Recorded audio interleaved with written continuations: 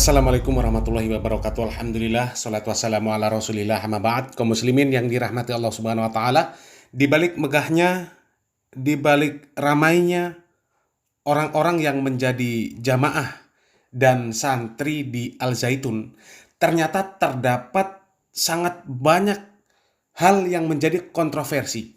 Banyak hal yang aneh dan nyeleneh yang terjadi di Al Zaitun.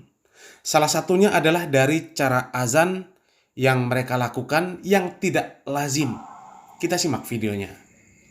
Allahu Akbar, Allahu Akbar.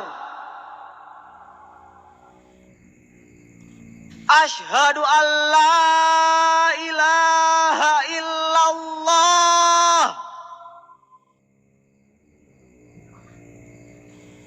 Asyhadu an la ilaha illallah.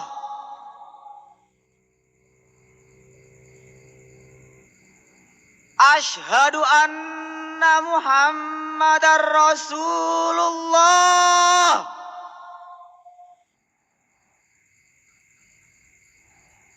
Asyhadu anna Muhammadar Rasulullah.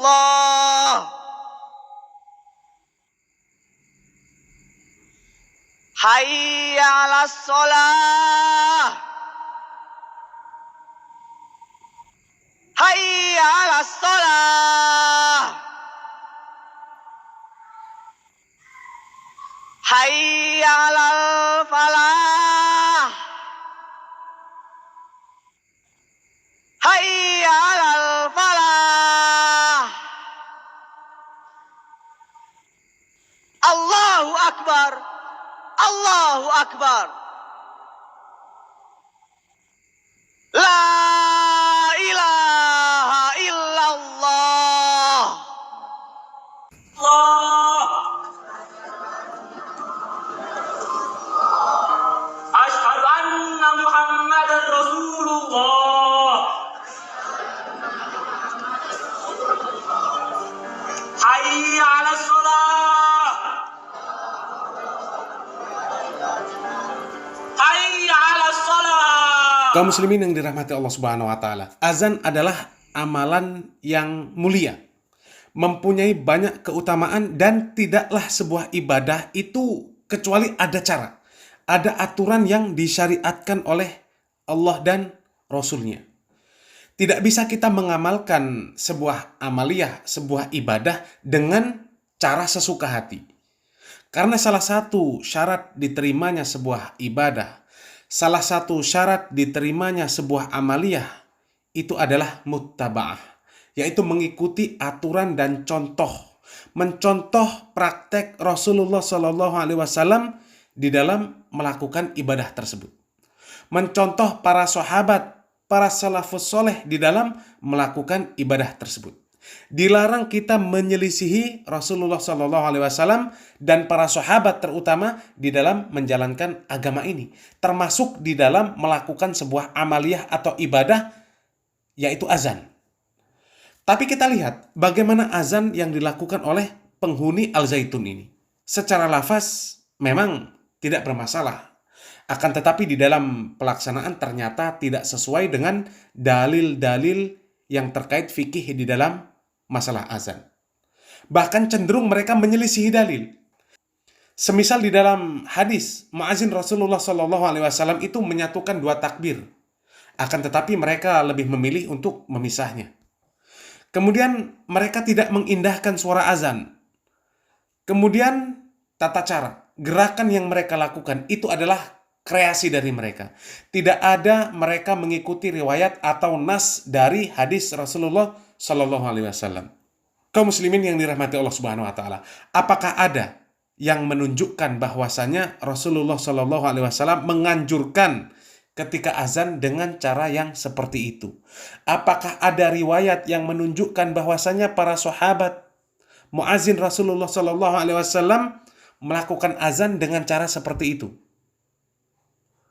Dan tidak kita temukan di dalam hadis yang mengatakan bahwasanya mereka, para muazin Rasulullah SAW dan para salafus soleh melakukan hal yang sedemikian. Di dalam hadis dikatakan, muazin itu ketika azan, maka azan itu harus menghadap kiblat. Akan tetapi kita lihat mereka azan menghadap kepada jamaah, bukan menghadap kiblat.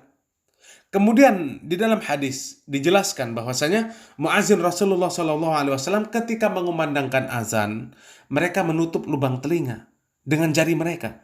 Akan tetapi kita lihat di Al-Zaitun, justru mereka membuat cara tersendiri, membuat gerakan-gerakan tangan yang tidak sesuai dengan dalil-dalil yang ada. Mereka membuat gerakan-gerakan seolah-olah sedang memberikan komando, seolah-olah sedang memberikan kode atau isyarat kepada para jamaah yang ada di sana. Dan semua yang mereka lakukan itu hanyalah berdasarkan istihsan semata, berdasarkan prasangka baik saja, menurut akal dan hawa nafsu mereka. Dan itulah bahayanya bid'ah.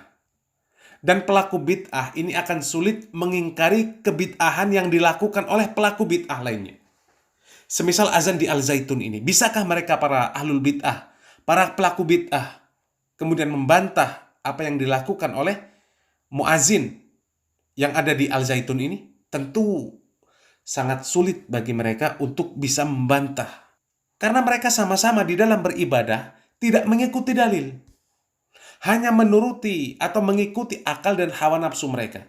Dan setiap pelaku bid'ah ini masing-masing akan mengatakan dan masing-masing akan mengklaim bahwa kebid'ahan yang mereka lakukan itu adalah sebuah kebaikan. Padahal Rasulullah SAW mengatakan bahwasanya semua bid'ah itu adalah buruk dan semua bid'ah itu adalah sesat. Jadi kaum muslimin yang dirahmati Allah Subhanahu wa taala, kebenaran dari dalil-dalil, apakah itu Al-Qur'an, apakah itu hadis, ketika sahih maka kebenarannya bersifat absolut, bersifat mutlak, tidak terbantahkan kebenarannya. Sementara akal, sementara fikiran, hawa nafsu itu bersifat relatif, bersifat nisbi. Bisa jadi baik menurut satu kelompok, akan tetapi tidak baik menurut kelompok lain. Dan bid'ah ini adalah sumber kesesatan, sumber perpecahan kaum muslimin. Oleh karenanya Rasulullah SAW mewanti-wanti kita agar menjauhi, agar meninggalkan setiap perkara-perkara bid'ah, setiap amaliyah-amaliyah bid'ah, setiap perbuatan-perbuatan bid'ah di dalam agama. Rasulullah SAW mengatakan, iyyakum wa muhdatsatil umur, fa inna kulla muhdatsatin bid'ah, wa kulla bid'atin dhalalah, wa kulla dhalalatin finnar.